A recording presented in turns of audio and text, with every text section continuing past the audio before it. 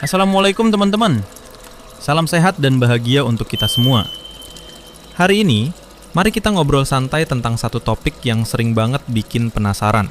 Teman-teman pernah nggak sih terlintas di pikiran, apakah kita ini sebenarnya saudara kera? Kedengarannya lucu ya. Tapi ternyata pertanyaan itu punya sejarah panjang dalam dunia ilmu pengetahuan. Nah, kalau kita bahas dari sisi sains, ada satu teori terkenal banget yang mungkin sudah sering teman-teman dengar, yaitu teori evolusi Darwin. Jadi gini, Charles Darwin, seorang ilmuwan asal Inggris, pernah mengemukakan bahwa semua makhluk hidup, termasuk manusia, mengalami perubahan bertahap selama jutaan tahun lewat proses yang disebut seleksi alam. Menurut pandangan ini, manusia modern yang kita kenal sekarang dianggap sebagai hasil evolusi panjang dari makhluk mirip kera di masa lalu.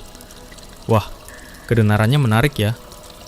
Teori ini bahkan jadi dasar banyak penelitian biologi dan antropologi modern, dan sampai hari ini masih diajarin di berbagai universitas di seluruh dunia.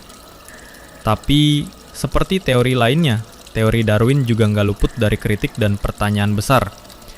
Misalnya nih, gimana ceritanya manusia bisa punya kesadaran, akal, dan moralitas? Hal-hal yang nggak dimiliki makhluk lain. Apakah itu bisa dijelaskan sepenuhnya lewat evolusi, atau ada sesuatu yang lebih dalam dari sekadar perubahan alamiah? Itulah yang bikin pembahasan ini seru, karena sains dan rasa ingin tahu kita belum berhenti di situ. Nah, dari semua penjelasan tadi, kita bisa lihat bahwa teori evolusi memang memberikan banyak wawasan ilmiah, tapi juga meninggalkan banyak pertanyaan yang belum terjawab sepenuhnya. Apalagi ketika kita bicara soal asal-usul manusia. Bukan cuma tubuhnya, tapi juga jiwa, akal, dan kesadarannya. Apakah semuanya hanya hasil evolusi semata? Atau ada sesuatu yang jauh lebih besar di baliknya? Nah, di video selanjutnya, kita akan melihat dari sudut pandang lain. Pandangan berbagai kitab suci tentang asal-usul manusia, termasuk kisah tentang Nabi Adam alaihissalam, manusia pertama yang dipercaya diciptakan langsung oleh Sang Pencipta. Jadi jangan kemana-mana teman-teman. Pastikan kalian lanjut ke bagian berikutnya, karena di sana kita akan masuk lebih dalam ke sisi spiritual dan sejarahnya. Kalau teman-teman suka dan tertarik dengan konten seperti ini, silakan tekan tombol subscribe dan share.